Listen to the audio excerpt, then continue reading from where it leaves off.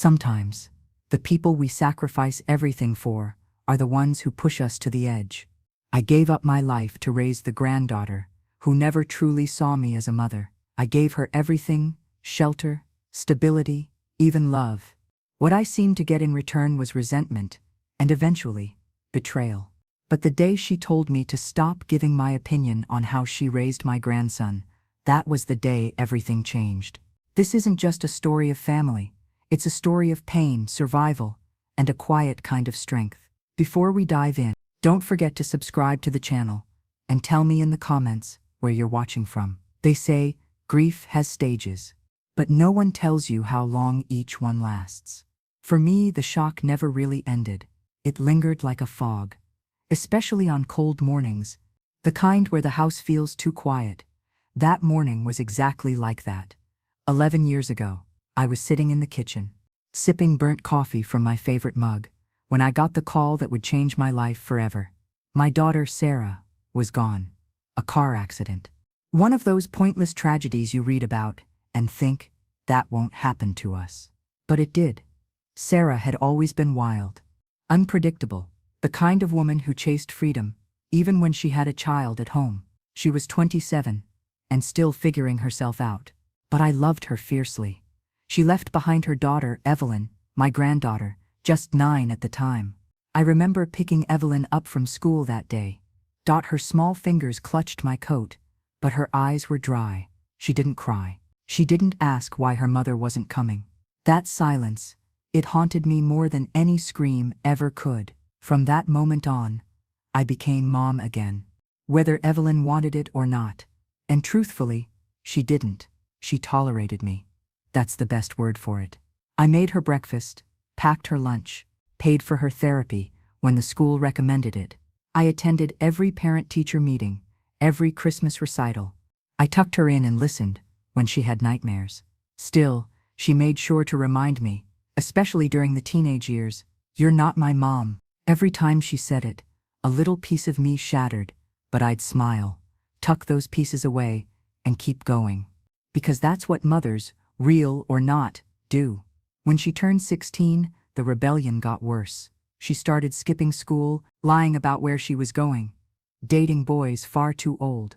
I tried to set boundaries, but every attempt was met with slammed doors and venom in her voice. Still, I stayed. When she got pregnant at 19, I was the one holding her hand at the clinic. The father, some guy named Mark, vanished the minute she told him. She cried for a week. I didn't say, "I told you so." I just brought her tea, held her when she let me, and told her we'd figure it out. And we did. I became a mother all over again. This time to Liam. That little boy became my light, in a world that had felt so dim. His laugh echoed through the hallways of a house once filled with tension. For a time, I believed maybe, just maybe, Evelyn would change. She'd find strength in motherhood. I was wrong.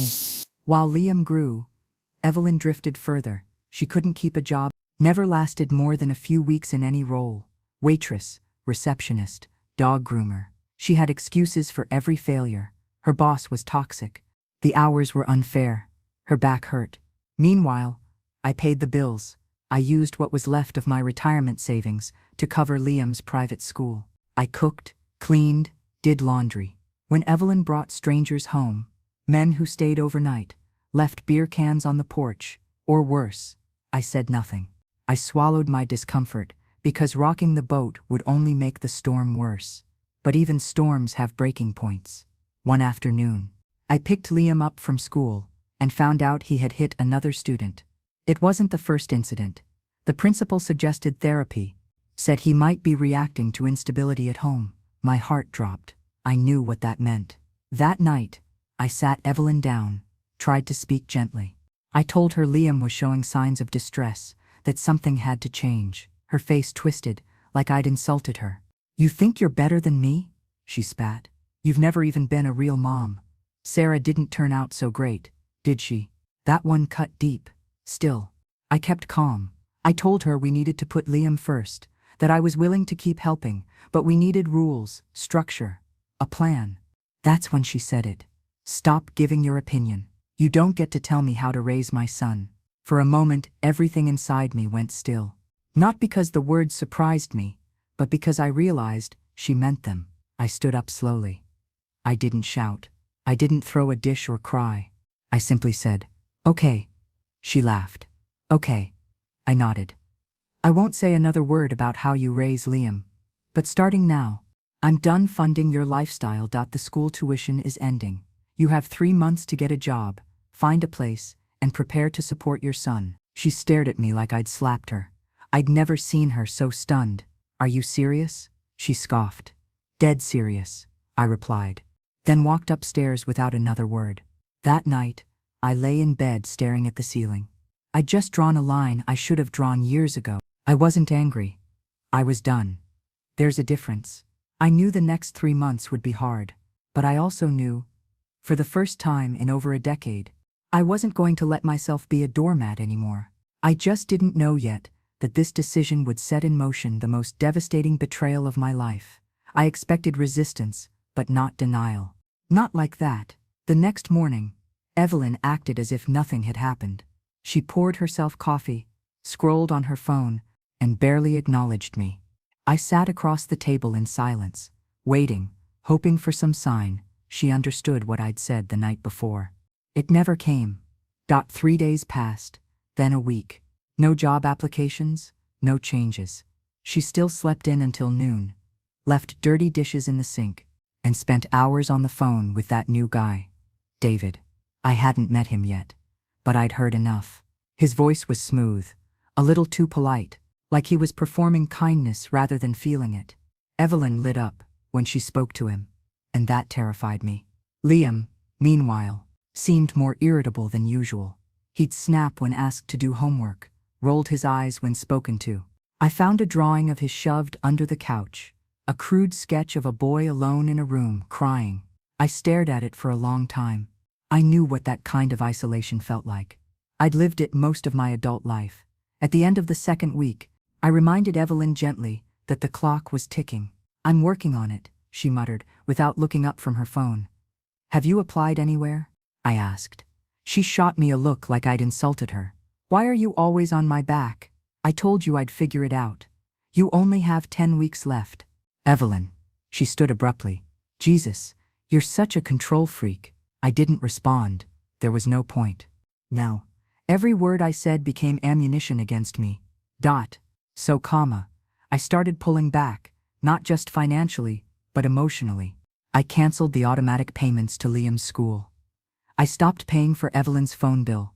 I stopped buying her special snacks from the grocery store. Small things, but symbolic. The fallout came quickly. "You canceled my cell?" she shrieked a week later. "Are you serious?" "I told you," I said calmly. "I'm not funding your lifestyle anymore. How do you expect me to find a job without a phone? I'll give you a prepaid just for interviews. Use the house number otherwise." She stormed off, slamming her door so hard a picture frame fell off the wall. That night, I heard her crying in her room. For a second, my heart softened. I almost went to her. Almost. But I didn't. Because Liam deserved better. And so did I. David started coming around soon after. He was tall, well-groomed, always wore a button-down shirt, even on weekends. Too polished, too careful. He called me Mrs. Miller, which felt more like a performance than respect. His eyes were cold, but his smile never faltered. "Please finally meet you," he said, shaking my hand too firmly. "Evelyn's told me so much about you." I nodded, watching him closely. Likewise. They whispered in corners when they thought I wasn't listening. Liam clammed up whenever David was around, his posture shrinking. I heard them arguing in the driveway.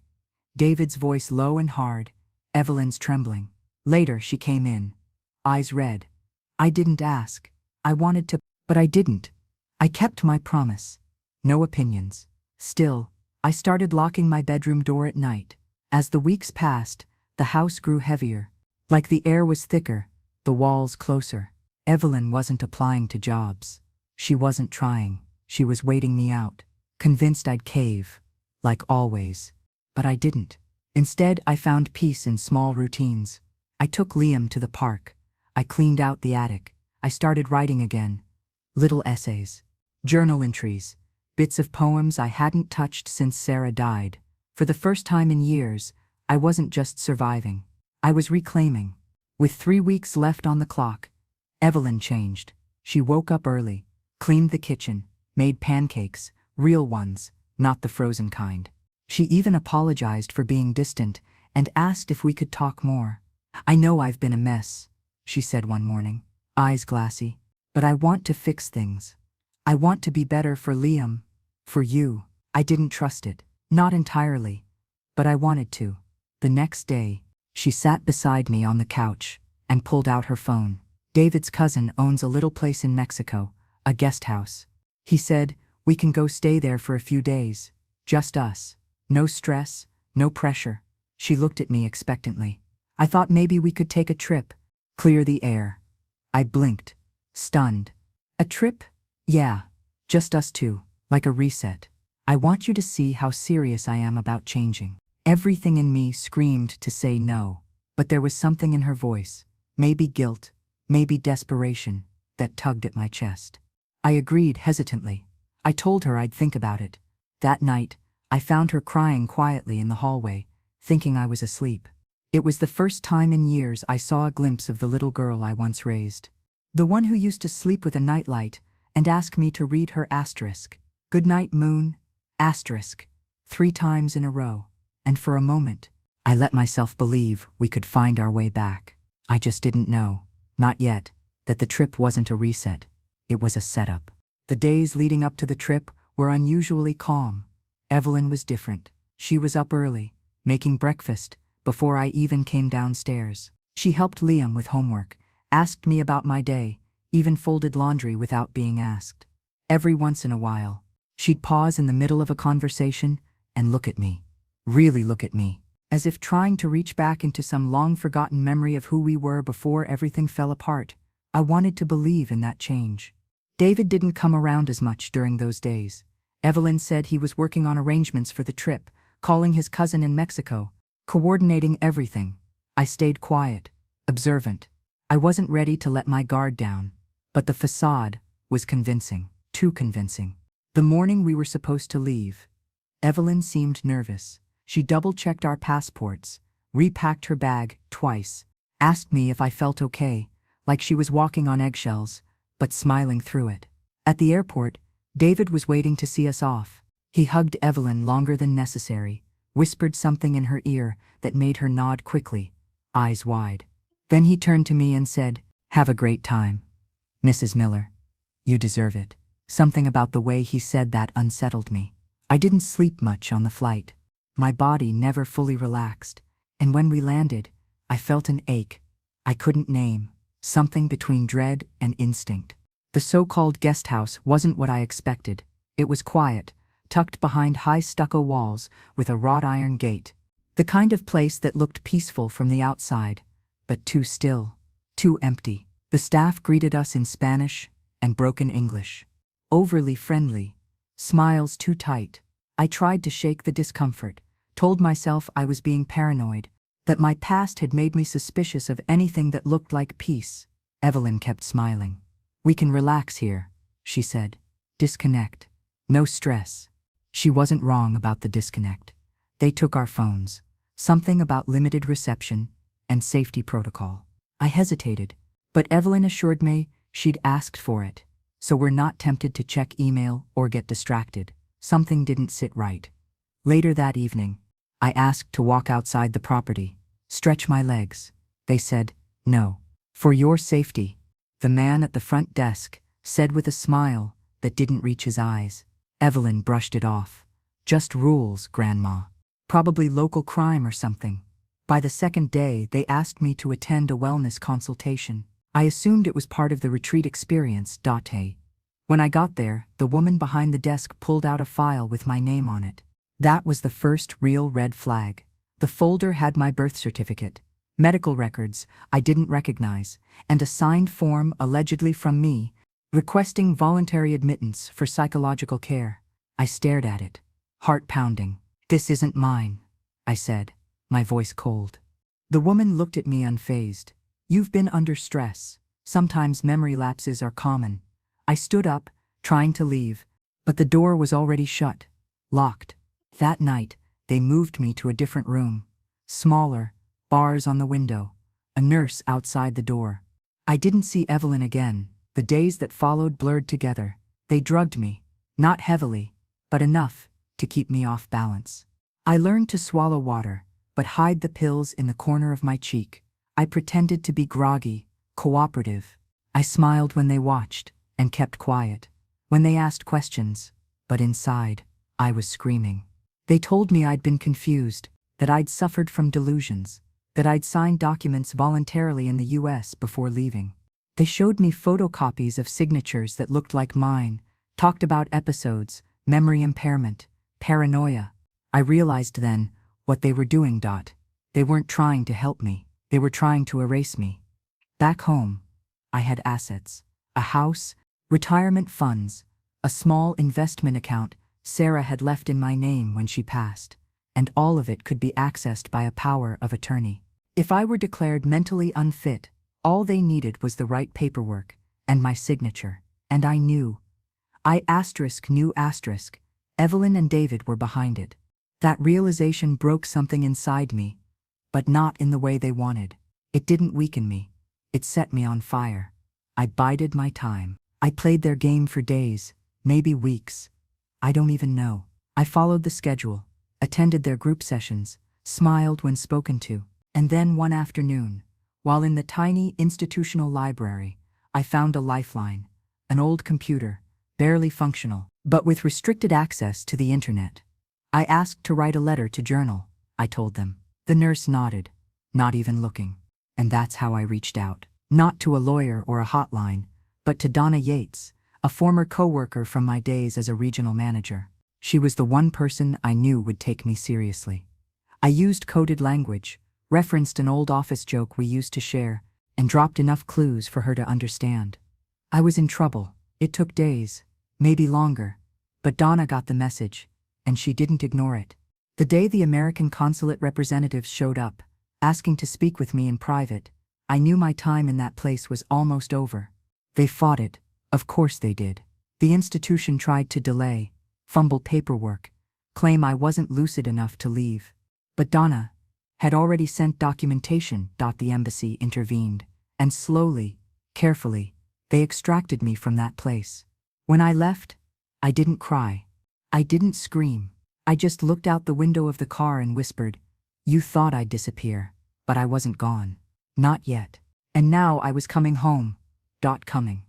Home wasn't the relief I thought it would be. When the wheels of the plane hit the tarmac, I expected something like peace, like I'd crossed some finish line and left the nightmare behind me. But that's not how trauma works. You carry it in your spine, your stomach, your breath. It walks beside you like a second shadow. The customs agent barely looked at me. I don't blame him. I was thinner, pale, and hadn't slept a full night in weeks. My hair had more gray than before, and my hands trembled when I reached for my passport. The address I returned to wasn't my home anymore, not legally. Donna had arranged for me to be picked up by a lawyer she trusted. He handed me a thick envelope filled with documents, his eyes soft with pity. "Miller," he said, "I need to prepare you. They've done a lot in a short amount of time." I nodded, even though I wasn't ready. My bank account had been drained. My house, the one I'd raised Sarah in, then Evelyn, then Liam, had been sold. My car was gone. All under a forged power of attorney that David and Evelyn had filed with a notary, using my driver's license, the one they took from my purse. Night we arrived in Mexico. "They even sold some of your furniture," the lawyer said carefully. I didn't speak for a long time. I just looked out the window and asked him to take me somewhere quiet. He brought me to a women's shelter downtown, not because I had nowhere to go. Donna had already offered her guest room, but because I needed the quiet. I needed to be anonymous, and I needed to think. I hadn't allowed myself to feel anger, not fully. In Mexico, I had focused on survival. In that tiny room with a stained ceiling fan and a cot that creaked when I exhaled, I let it in. I cried for Sarah. I cried for Liam, and then I cried for myself. Not because I was broke, but because everything I had sacrificed, every compromise I'd made to keep Evelyn afloat, to protect her from the world, had been used as a weapon against me. I spent 2 days in that shelter before Donna came with new clothes, a laptop, and a burner phone. "It's time to fight," she said. I nodded. The first thing we did was hire a forensic document analyst. Within days, he confirmed what we knew. The signatures on the power of attorney were forgeries. The medical records used to justify my treatment were fabricated, some pulled from my past, others completely falsified. The notary who witnessed the documents, under investigation already for other fraudulent activity. David and Evelyn had created an entire legal illusion, and it had almost worked. We filed a lawsuit, not just civil, but criminal, fraud, financial abuse of an elder, identity theft, conspiracy. They didn't even deny it. When the police showed up, David was arrested first. He folded under pressure, told investigators that Evelyn had pushed him into it, that it was her idea. But his trail of emails and voice messages said otherwise. He had handled the logistics.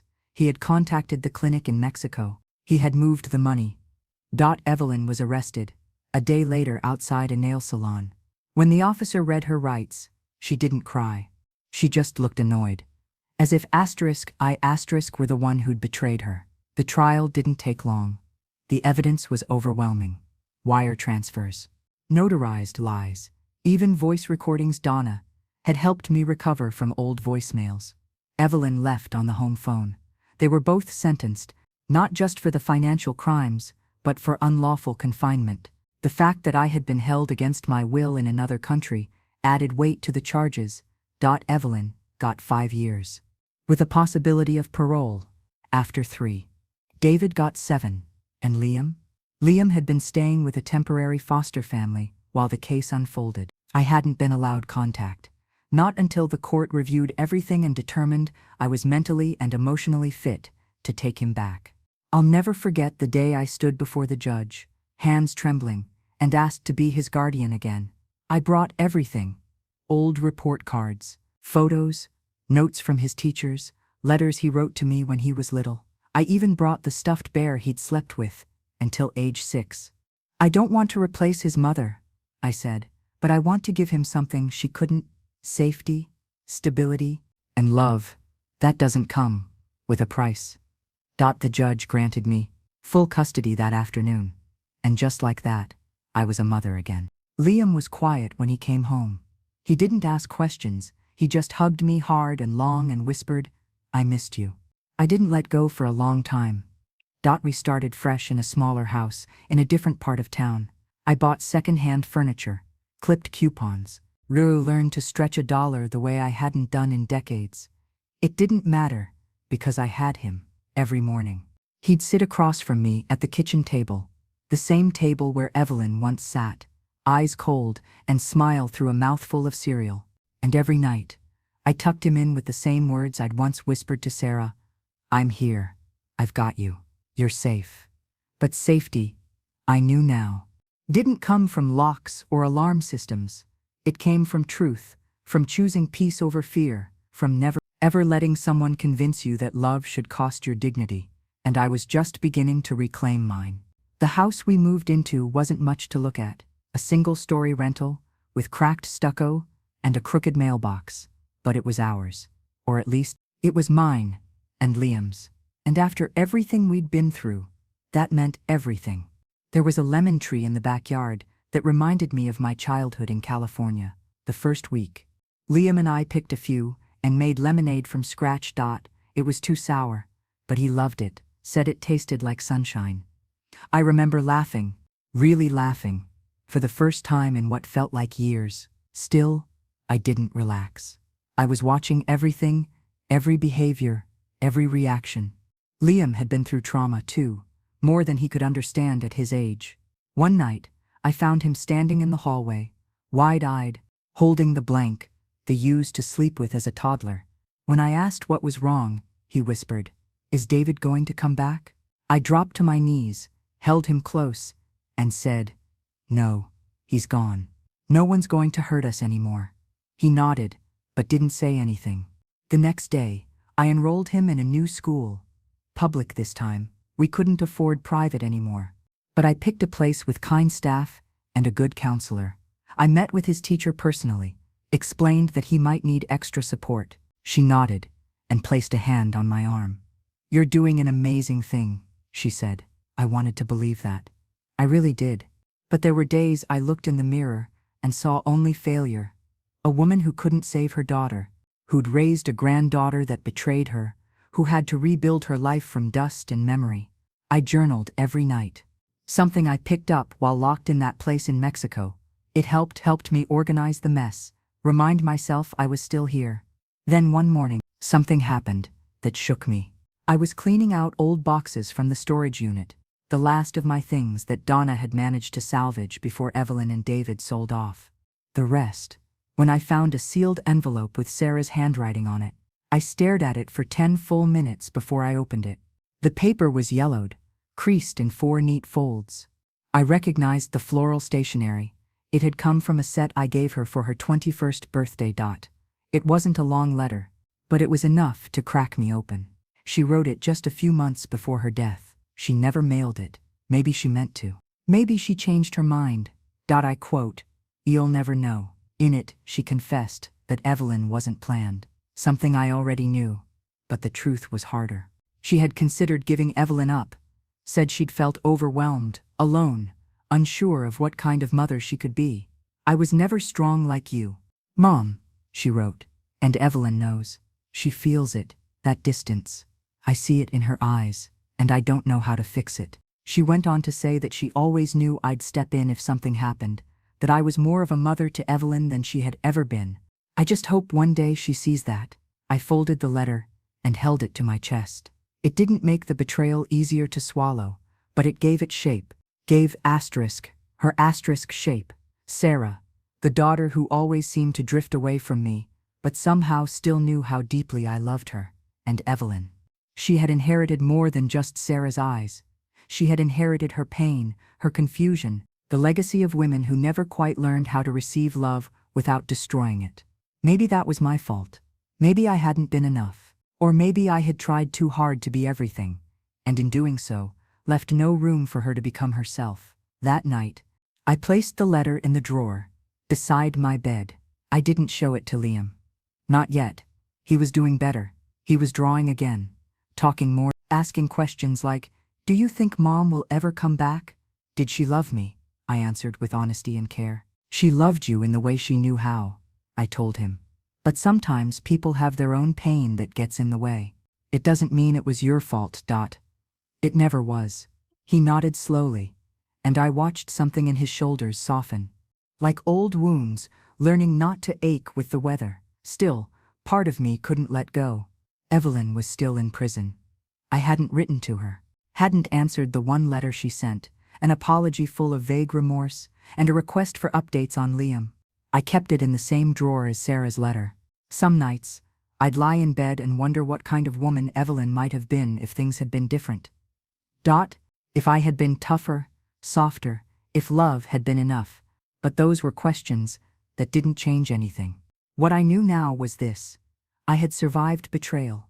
I had survived exile, and I had walked through the fire, not with rage, but with resolve. Evelyn may have tried to erase me, but I was here, and I wasn't done yet. Time passed in strange ways after the trial. Some weeks felt like a blur.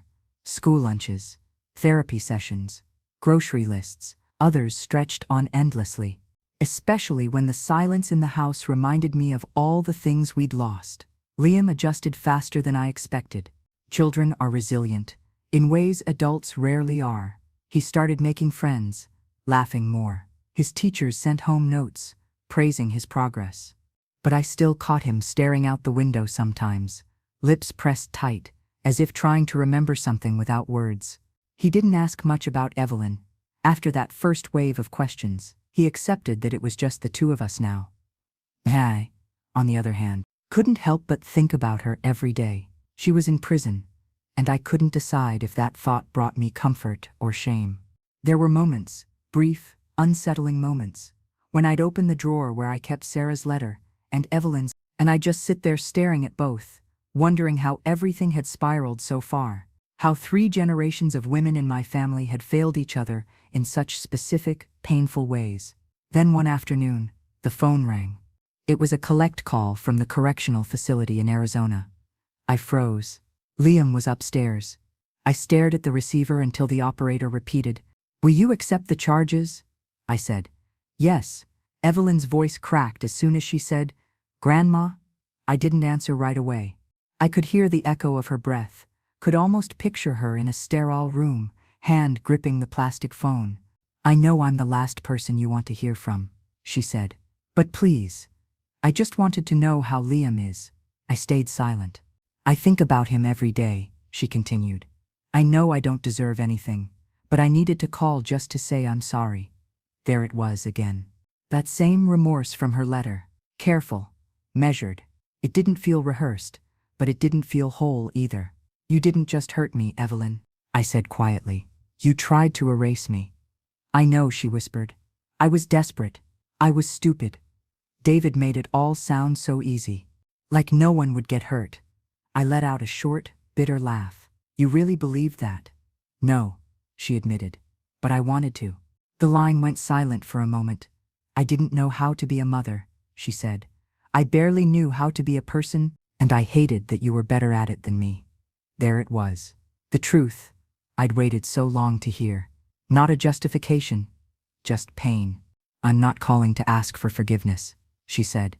"I just wanted to hear your voice, that's all." I didn't tell her that I had Sarah's letter, that her mother had written something almost identical years before her death, that this cycle of abandonment and resentment had been looping long before Evelyn ever picked up a pen, or David ever whispered his poisonous ideas into her ear. Instead, I said, "Liam is safe. He's happy. He's okay," she cried then. Soft, muffled sobs. I didn't join her. "I'll write, if that's okay," she said. "I'll read it," I replied. No promises beyond that. When the call ended, I stood in the kitchen for a long time, the silence of the house pressing in around me. Later that night, I sat with Liam on the couch, a movie playing softly in the background. He leaned into me, his head resting on my shoulder, and I ran my fingers through his hair, like I used to when he was little. He didn't know about the call. Not yet, but I knew one day I'd tell him the truth. All of it. He deserved that much. We were building something together, something honest and new, and I wasn't going to let the ghosts of our past haunt us into silence again. The next day, I pulled out a fresh notebook and began writing everything down. My story, Sarah's, Evelyn's, not for pity, not for revenge, but for Liam. So that one day, when he was old enough to ask the hard questions, he wouldn't have to guess at the answers. He would know exactly who we were and how we survived. The first letter came 2 weeks later, postmarked from the Women's Correctional Facility. Plain envelope, smudged ink. I sat with it for hours before opening it, fingers hovering over the seal, like it might burn me. Evelyn's handwriting looked rushed, like her thoughts had come faster than the pen could follow. There was no greeting, no "Dear Grandma." Just the raw start of something she probably hadn't said out loud to anyone. "I've been having the same dream every night. Liam is standing on the porch, and I'm calling to him. But he won't come to me. He just looks past me, like he doesn't see me at all. And then you walk out behind him, and he runs to you. That's when I wake up." She went on to describe the prison, the noise, the cold, the gray of it all.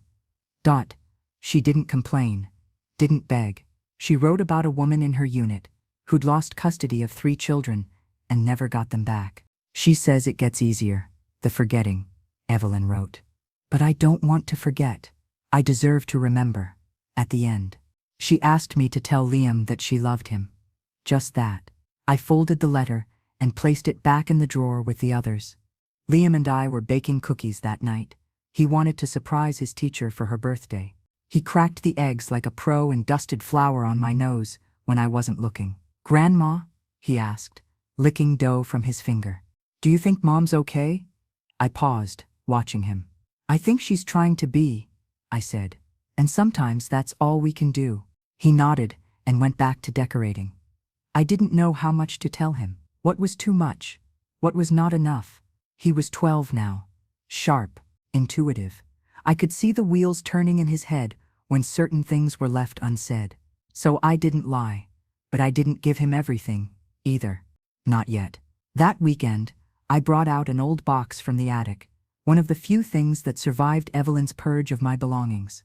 Inside were photos from Sarah's childhood, her college years, the baby shower I'd thrown when Evelyn was born. Liam sat beside me, curious. "Who's that?" he asked, pointing to a picture of Sarah, laughing with a milkshake in one hand and sunglasses too big for her face. "That's your mom's mom." "My daughter. She looks like Mom." "She does." He was quiet for a moment. "Did she make mistakes too?" I looked at him, startled by the weight of the question. "Yes," I said, "we all did. But she loved you before you were even born. She just didn't always know how to show it." He nodded slowly, then reached into the box again. "What's this?" he asked, holding up a small stuffed animal, a lion with one button eye. "That," I said, smiling, "was your mom's favorite toy when she was your age. She called him Mr. Brave." He held it gently, like it might fall apart in his hands. That night, he asked if he could keep it in his room. I said yes. The next few months passed without much change. Evelyn wrote every couple of weeks, sometimes pages, sometimes just a single line. Always thoughtful, never asking for anything. I didn't write back, not yet, but I read every word. I was still angry, still hurt, but slowly, something inside me was softening, not forgetting, never that, but bending in a way that let me breathe again. Then one spring afternoon, I received a letter, not from Evelyn, but from her caseworker. She'd been accepted into a re-entry program for early release. With good behavior, counseling, and completion of her vocational training, she'd be eligible for parole in 6 months. I sat with that news, like it was a stone in my lap. Could I face her again? Could Liam? Would she walk through the door and expect forgiveness? A family dinner? Her son? The idea sent a chill through me. I spent the evening pacing, called Donna, who said exactly what I needed to hear.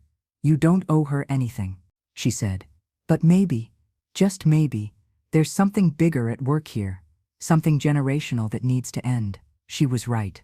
I pulled out my journal that night and wrote a single sentence at the top of the page, asterisk, "I am the last woman in this line who will carry this pain." Asterisk.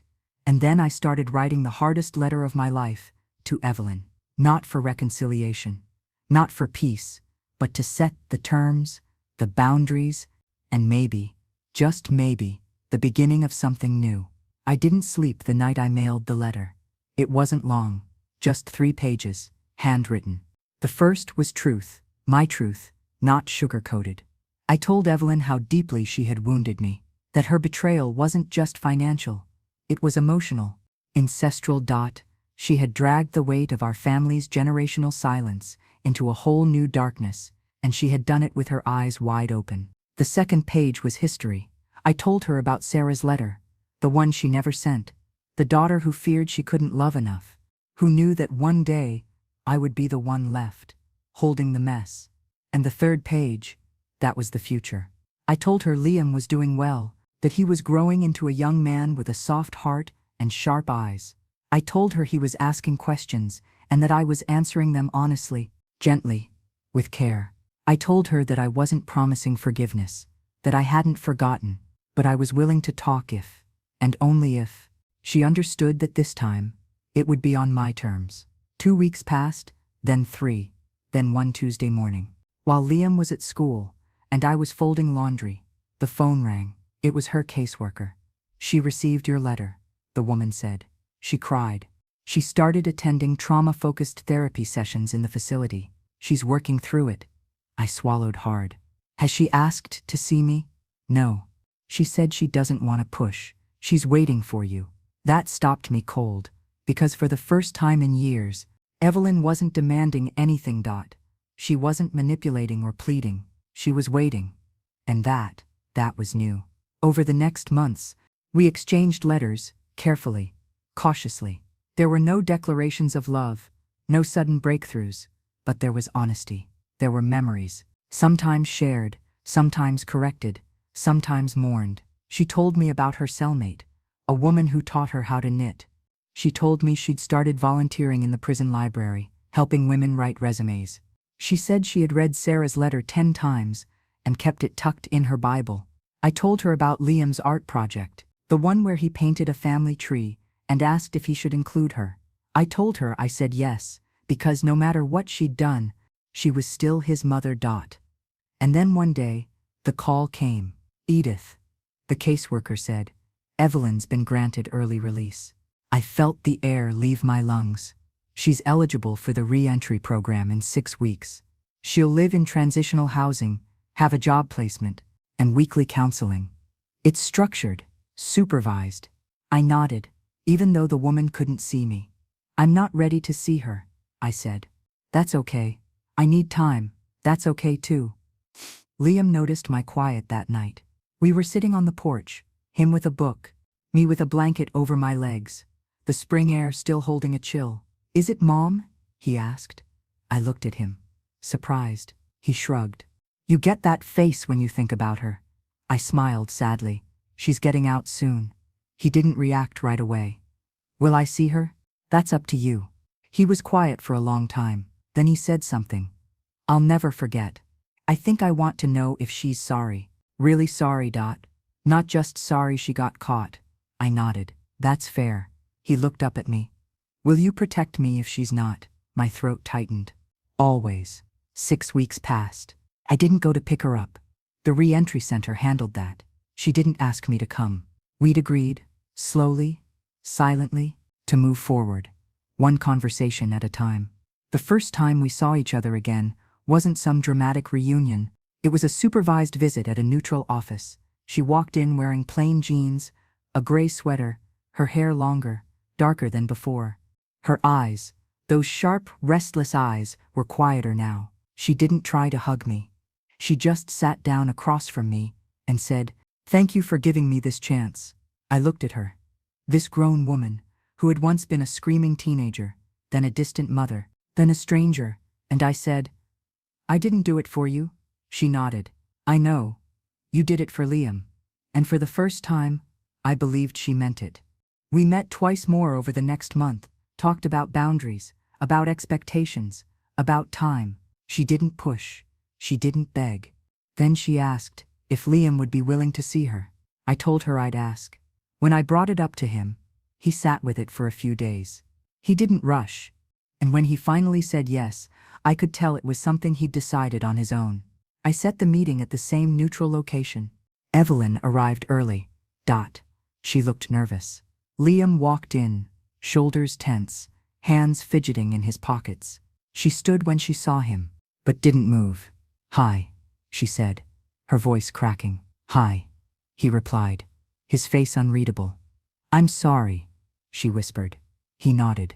Then he pulled something from his backpack, a drawing he'd made.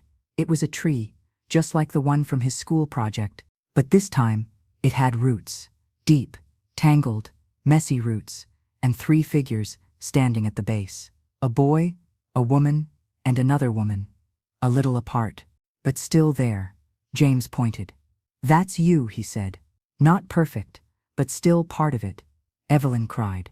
And I didn't stop her. Because healing, I realized, doesn't come all at once. It comes like a soft knock at a locked door, and this time, we were ready to open it. Just a crack. After that first meeting, things moved slowly, and that was exactly how I wanted it. Evelyn stayed in the transitional housing program. She worked part-time at a community bookstore and attended her required therapy sessions. She didn't ask to see Liam again right away. She didn't try to come over. She didn't even send gifts. And for the first time in her life, she respected boundaries. Every now and then, she'd write a short letter to Liam, never more than a few lines. She never used the word mommy. She signed them simply as Evelyn. She told him about the books she was reading, the new skills she was learning, how proud she was of his art. Liam read every one of them, sometimes aloud, sometimes silently. He'd fold them neatly and keep them in a small tin box under his bed. One afternoon, he came home from school holding a clay sculpture he'd made, a rough abstract piece that looked like a broken bowl. It's supposed to represent forgiveness, he said, like how something cracked can still be useful. I stared at the shape, at the fragile lines through the clay. He had glued it back together himself, golden paint tracing the scars. I felt my throat tighten. That boy, My boy had more wisdom in him than most grown men I'd met in my life. We didn't talk much about Evelyn after that. Not in detail. He didn't ask, and I didn't offer. I think we both knew that some things were better handled in pieces, not all at once. But a few months later, just before his 13th birthday, he asked a question that caught me off guard. Can we invite her just for cake? I didn't answer right away. My instinct was to say no, to protect him, to protect me. But I looked into his eyes, wide, steady, and I knew this wasn't about her. It was about him. He needed this. So I said yes. I called Evelyn myself. Told her the invitation was limited. 1 hour, just the three of us at our house. No surprises. No gifts. No speeches. She agreed without hesitation. She arrived early, standing at the edge of the driveway, holding nothing but a small notebook in her hand. She looked smaller than I remembered. Or maybe I had just grown stronger. Liam opened the door for her. He didn't hug her, but he smiled, and that was enough. We sat around the kitchen table, eating boxed cake with too much frosting. Liam told her about school, about the soccer team he wanted to try out for. She listened, like it was the most important conversation in the world. When the hour was up, she stood and thanked me. Not just for the cake, not just for the visit, but for everything. I nodded, not ready to say more than that. She turned to Liam and handed him the notebook. This is for when you're ready, she said. It's not a journal, just stories, memories I wrote down, things I wanted you to know. When you're ready. Liam took it, tucked it under his arm like it was something sacred, and then she left. No drama, no last-minute tears, just quiet, respectful distance. After she was gone, I watched Liam flip through the first few pages. He didn't say anything, just sat with it for a while. Later that evening, I found him in his room sketching. He looked up at me and said, "I think she's really trying." I sat beside him and ran a hand through his hair. "I think so too, but I still don't want her to live here. That's not going to happen." "Good," he said, going back to his drawing. That night, I lay in bed with a strange ache in my chest. Not pain, something else. Something that felt like release. For the first time in years, I wasn't angry. I wasn't carrying the weight of betrayal or grief or resentment like armor. I was just breathing, free, and that, more than any courtroom victory or confession or apology, was what I had fought for. Peace, hard-earned, quiet, real. Summer arrived like a deep breath after years of holding it in. The days were longer. The light spilled into the kitchen earlier. I found myself opening the curtains wider, letting warmth into corners I'd once kept in shadow. Liam grew taller that summer, not just in inches, but in presence.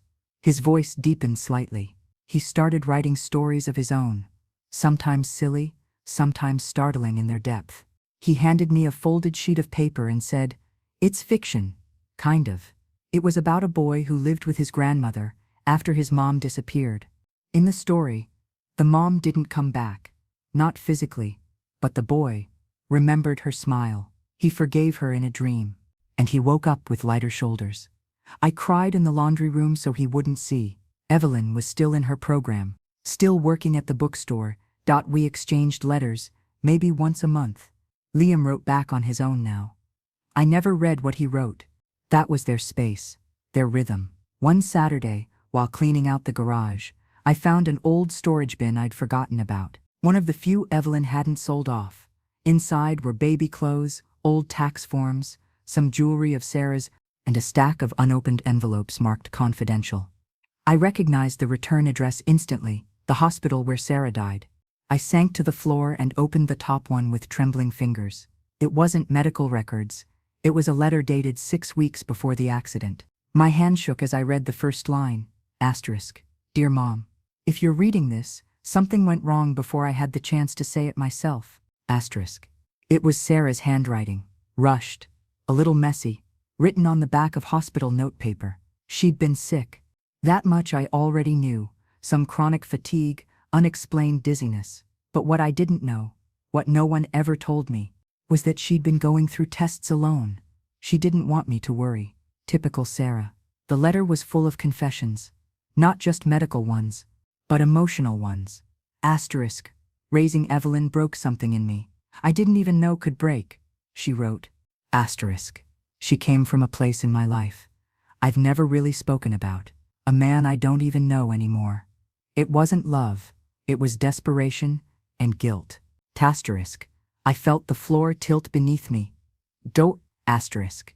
You stepped in when I couldn't, and I never said thank you, but I watched.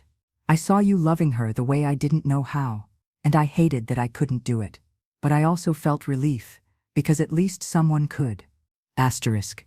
She ended with something simple. Asterisk. If I don't make it, and if she ever becomes a mother, please help her, even if she doesn't want it, even if she pushes you away. She doesn't know how to accept love, but you do, and maybe that will be enough. I read the letter 3 times.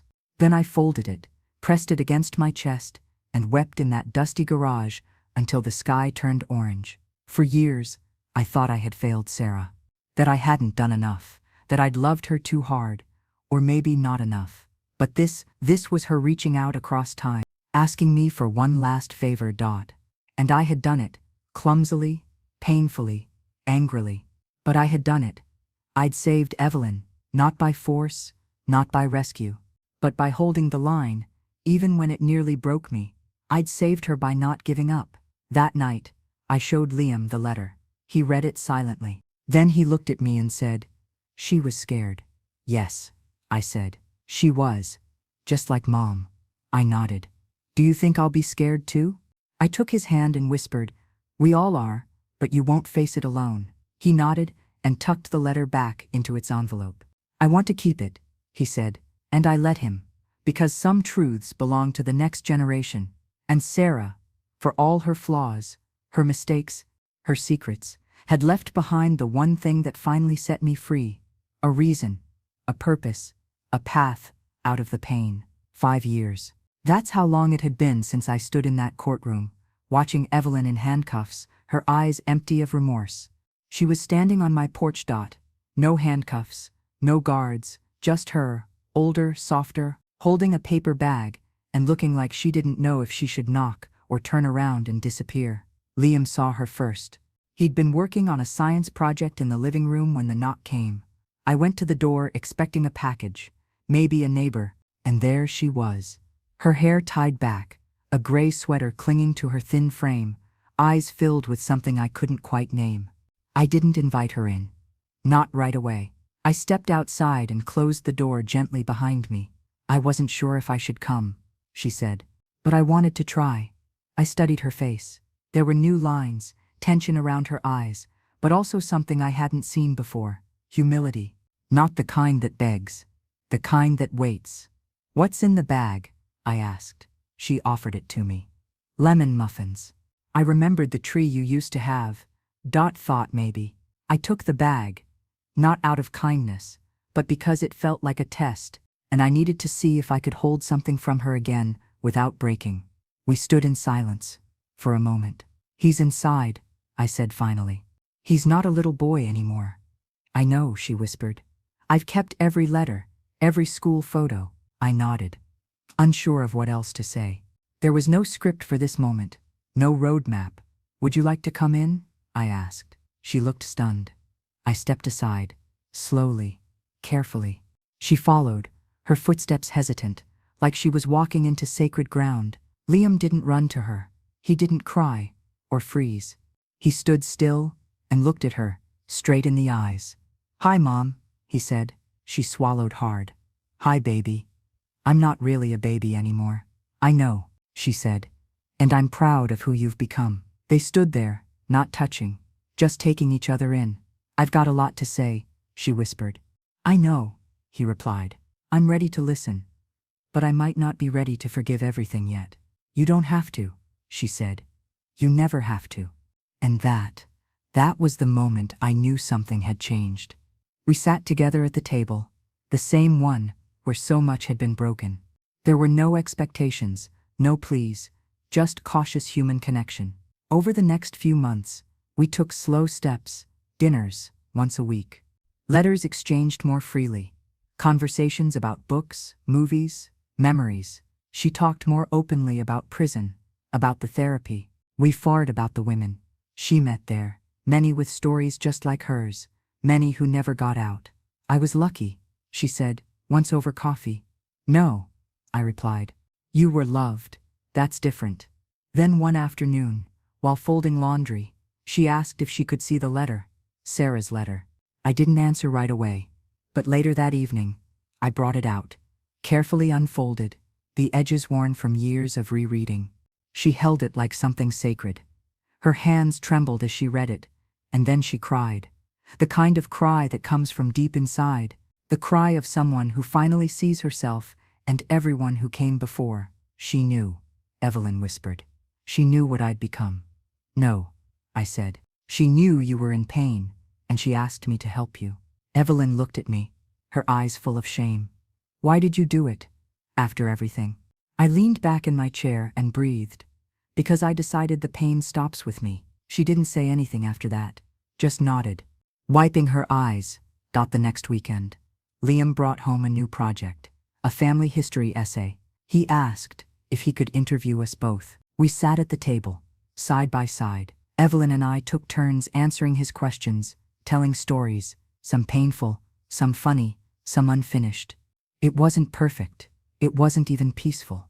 But it was ours, real, woven together, not by blood or duty, but by the quiet decision to try again, to break the cycle, to rebuild, one word at a time. 5 years ago, I didn't think this was possible. I remember the first time I saw Evelyn after she was released. She was standing there, unsure, holding a small paper bag, and in that moment, I wasn't sure what I wanted more, to scream or to forgive. But today, as I sit on the porch, watching her and Liam talk together in the garden, I realize that sometimes the hardest things are the ones worth fighting for. The sky is warm, tinged with orange and pink as the sun begins to set. The air carries the faintest smell of jasmine from the neighbor's yard. Liam is laughing, the sound so full of ease that it catches me by surprise. The boy I feared would carry his mother's pain forever, the boy who had built walls around his heart, is now standing beside her, open and curious, his face lit with something close to hope. I can hardly believe it. Evelyn has changed. Not in grand, dramatic ways. Not in ways that would make a movie script, but in the quiet, powerful way that true change happens, through consistency, through pain, through time. And I have too. It wasn't just that I'd learned how to forgive her, it was that I'd learned how to forgive myself. For the years I spent holding her mistakes, like shackles around my own heart, for the time I spent thinking I wasn't enough, but I was enough. And perhaps most importantly, I was free. I didn't carry the weight of her mistakes anymore. I didn't carry the weight of Sarah's guilt. I carried my own choices, and that was something I could live with. Evelyn sits beside me now, her hands folded in her lap. As she watches Liam and I talk about his next project, it's strange how natural it feels, how easy it's become. There's a softness in the way she looks at me now, not with resentment or anger, but with quiet appreciation. I never thought I'd be sitting here like this, she says quietly. Not with you. Not with him. I glance at Liam, who's showing me a drawing of a tree he's been working on for school. You're part of the roots now, he says, pointing to the trunk. Maybe we both are, I say, my voice thick with emotion. You're both still part of the family, just different. Evelyn nods. I don't deserve this, but I'm going to show you that I can be better. I'm going to do whatever it takes to show him, and you, that I can try. I smile gently, reaching out to squeeze her hand. I already see it. The sun dips lower, casting long shadows on the porch. There's a peacefulness in the air now. A peace I never thought possible after everything that had happened. I look at Liam again, his eyes bright with laughter and love. He's not the same boy I once worried about, and maybe, in a way, neither am I. I'm proud of you, I tell Evelyn. You've come a long way. She swallows hard, blinking away a tear. I've got a long way to go, but I'm willing to walk it. I nod, knowing that's all any of us can do. Take one step at a time. Liam's voice cuts through the moment. Mom, Grandma, look, I finished the family tree. Evelyn and I both stand, walking over to the table where he's spread out his project. The tree is drawn in vibrant colors, branches reaching wide, leaves filled with names. At the bottom, just beneath our names, is a single bold line. Roots, Liam says, grinning. Roots that are still growing. Evelyn and I stand together, looking down at the drawing. It's messy in parts. Some of the branches are bent, some of the names are crooked, but there it is. Our family, woven together in a way that none of us could have predicted. And for the first time in a long time, I don't think about the past. I don't think about the mistakes. I don't think about the pain. I just think about the future. The future we're going to build together. And as the sun finally sets, I realize that just like the roots in Liam's drawing, we are all still growing. And maybe, for the first time, we're finally growing in the right direction. Thanks for listening. Don't forget to subscribe, and feel free to share your story in the comments. Your voice matters.